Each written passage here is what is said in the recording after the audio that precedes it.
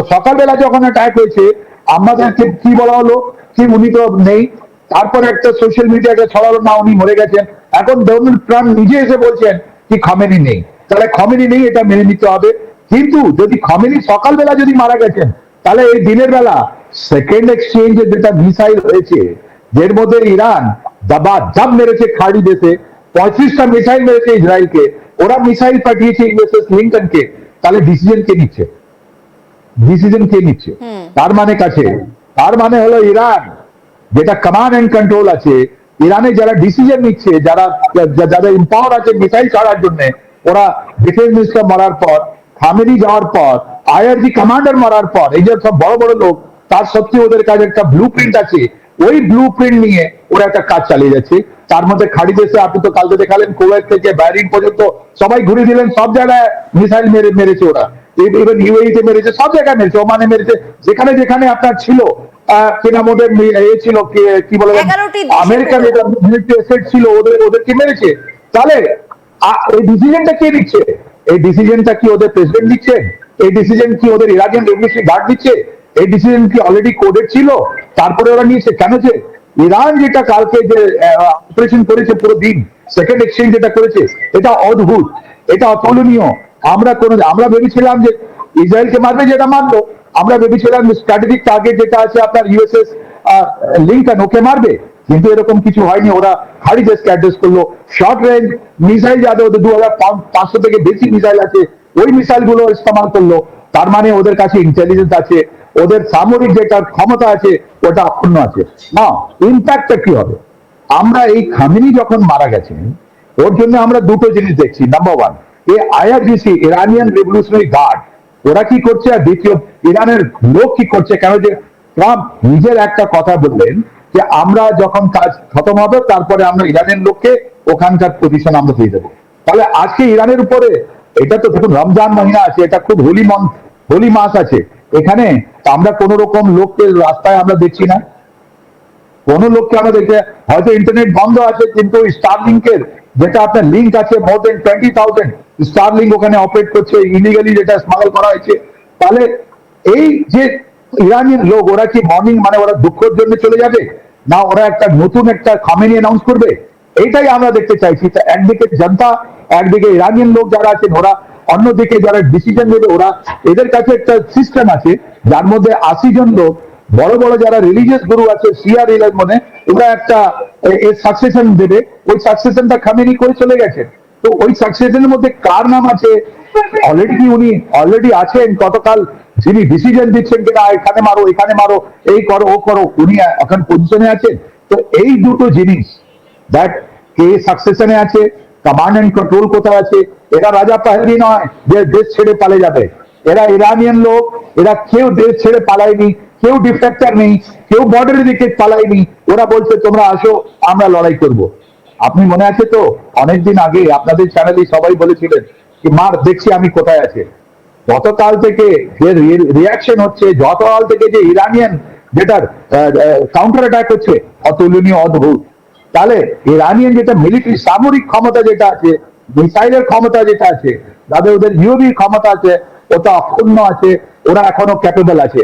আর এই মুহূর্তে আরো একটা আপডেট পাওয়া যাচ্ছে যে ইরানের রাষ্ট্রীয় টিভি থেকে কিন্তু সরাসরি ঘোষণা করে দেওয়া হলো যে খামেনি আর নেই, এবং সেখানে রীতিমতো কান্নায় তারা ভেঙে পড়ছেন, সেই ছবিও কিন্তু সামনে আসছে। আর কিছুক্ষণের মধ্যে আমরা দর্শকদেরকে দেখাবো, এই মুহূর্তে কিন্তু এই ছবিটাও সামনে আসছে।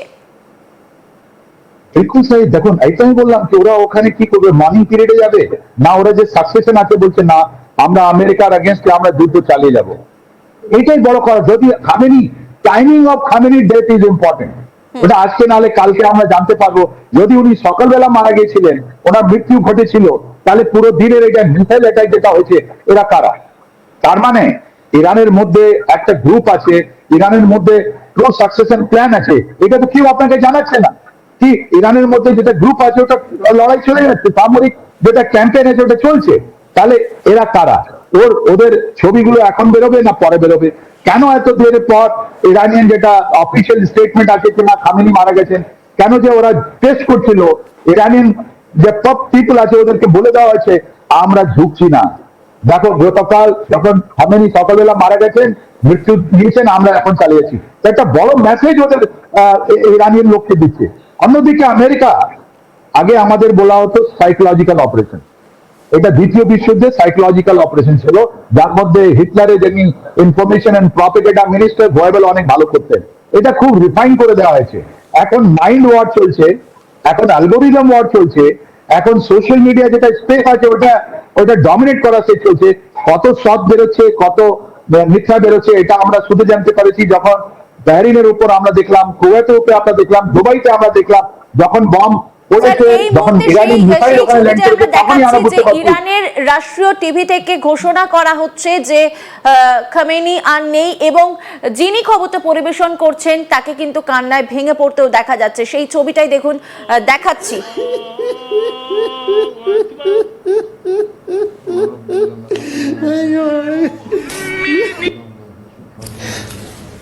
আল্লাহু আকবার,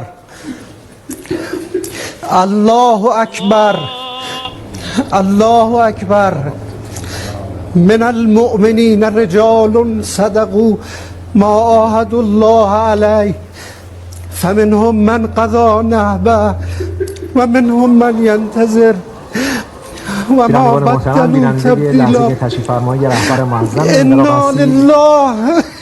در آغازین دقایق شروع فرایند احزاب در حسینیه و خبرنگاران انا لله و انا الیه راجعون. می‌کنند و خبرنگاران رو مورد تفکر و توجه بعد از عمری مجاهدت حسینی و دائمی و خستگی ناپذیر. দেখতেই পাচ্ছেন ইরানের রাষ্ট্রীয় সংবাদ মাধ্যম, সেখানে ঘোষণা করে দেওয়া হলো যে খামেনি আর নেই এবং কান্নায় ভেঙে পড়ছেন তারা। স্যার, আপনি যেমনটা বলছিলেন, এই মুহূর্তে এই ছবিটা আমরা দেখতে পাচ্ছি। حضرت آیت দেখুন, আমরা তো ট্রু সোলজার, ট্রু ইন্ডিয়ান, ভারতীয় হওয়ার জন্য আমরাও প্রার্থনা করব যে আলী খামেনি যেখানে থাকেন ওনার আত্মার শান্তি হোক, এটাই আমাদের কামনা। আমি প্রার্থনা করছি যে আলী খামেনি একটা, যেরকম উনি একটা স্পিরিচুয়াল হেড ছিলেন ইরানের, ওনার জন্য আমিও প্রার্থনা করবো। এজ এ ট্রু সোলজার আমরা স্যালুটও করবো ওনাকে। উনি এই যে যুদ্ধক্ষেত্রে মারা গেছেন, উনি বাড়িতে কিন্তু কোনো একটা হসপিটালে মারা যাননি, যুদ্ধক্ষেত্রে মারা গেছেন। উনি একটা মার্টার, উনি একটা শহীদ হয়েছেন, আমরা স্যালুট করছি। ওনাদের একটা পাওয়ার, ওনাদের রাষ্ট্র নিয়ে উনি যে চিন্তা ভাবনা ছিল, ওনার চিন্তা ভাবনা আছে। কিন্তু আজকে আমরা ঈশ্বর থেকে প্রার্থনা করে বলবো, উনি যেখানে থাকুন ওনাকে শান্তি দিওক, ওনাকে ভালোভাবে রাখুক, এটাই আমরা ঈশ্বর থেকে আমাদের প্রার্থনা আছে। এজ এ ট্রু সোলজার আমি বলছি, একটা ট্রু ভারতীয় আমরা বলছি, এই যুদ্ধক্ষেত্রে যারা মারা যাবে, এটা তো আমাদেরও মহাভারত হয়েছিল, অনেক লোক মারা গেছিল। আপনি মনে আছে তো, অধ্যায় 2 গীতাতে বলেছিল অর্জুন গিয়ে ওখানে নিজের গান্ডিটা ফেলে দিয়ে বলছে আমি যুদ্ধক্ষেত্রে যাব না, কেন যে সামনে তো আমার ভাই বোনরা আছেন। কৃষ্ণ বললেন না, তুমি যুদ্ধ করো, যুদ্ধ করো, যুদ্ধ করো। এই অধর্মে কে আজকে ধর্মে আছে, কে আজকে অধর্মে আছে, আমি আজকে তো বিবেচনা করতে পারবো না। আজকে এই যে খামেনি যেটা ডেথ হচ্ছে, তার জন্য আমার ওনাদের শান্তি করার জন্য আমি প্রার্থনা করবো।